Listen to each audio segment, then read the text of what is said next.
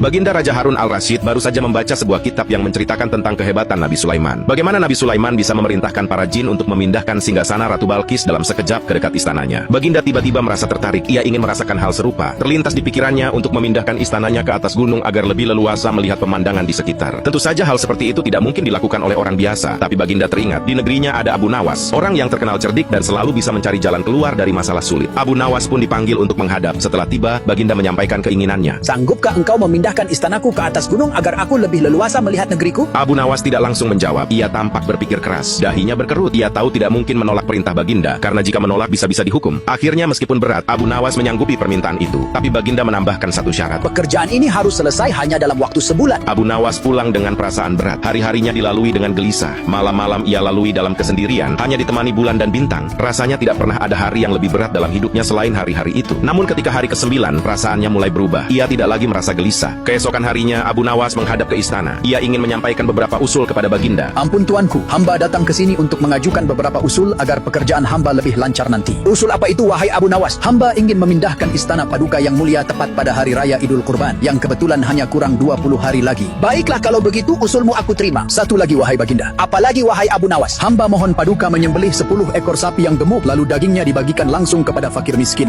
Baiklah, usulmu aku terima. Abu Nawas pun pulang dengan hati senang. Kini ia merasa tenang. Ia yakin ketika waktunya tiba, Abu Nawas pasti bisa memindahkan istana Baginda. Bahkan jika diminta memindahkannya ke dasar laut pun, Abu Nawas pun akan mencari cara. Kabar tentang rencana pemindahan istana pun menyebar ke seluruh penjuru negeri. Rakyat menanti-nanti. Ada yang percaya, ada pula yang ragu. Tapi sebagian besar yakin, karena selama ini Abu Nawas selalu berhasil menyelesaikan tugas-tugas sulit yang diberikan kepadanya. Hari yang ditunggu pun tiba. Rakyat berkumpul di lapangan untuk sholat Idul Kurban. Setelah sholat selesai, 10 ekor sapi disembelih. Dagingnya langsung dimasak dan dibagikan kepada fakir miskin. Kini giliran Abu Nawas. Ia harus menepati janjinya. Abu Nawas berjalan menuju istana diiringi oleh rakyat yang ingin melihat langsung proses pemindahan istana. Setibanya di depan istana, Abu Nawas bertanya kepada Baginda. Ampun tuanku yang mulia, apakah istana sudah tidak ada orangnya lagi? Benar, sudah tidak ada lagi. Abu Nawas lalu berjalan beberapa langkah mendekati istana. Ia berdiri memandang bangunan besar itu. Abu Nawas berdiri mematung, seolah-olah sedang menunggu sesuatu. Baginda mulai tidak sabar lalu bertanya. Wahai Abu Nawas, mengapa engkau belum juga mengangkat istanaku? Hamba sudah siap sejak tadi, wahai Baginda. Kalau begitu, apa yang engkau tunggu? Abu Nawas dengan tenang menjawab. Hamba sedang menunggu istana Paduka yang mulia diangkat dulu oleh seluruh rakyat yang hadir, lalu diletakkan di atas pundak hamba. Setelah itu hamba akan memindahkannya ke atas gunung sesuai perintah Paduka. Mendengar perkataan Abu Nawas itu membuat Baginda Raja terdiam dan tidak bisa berbuat apa-apa.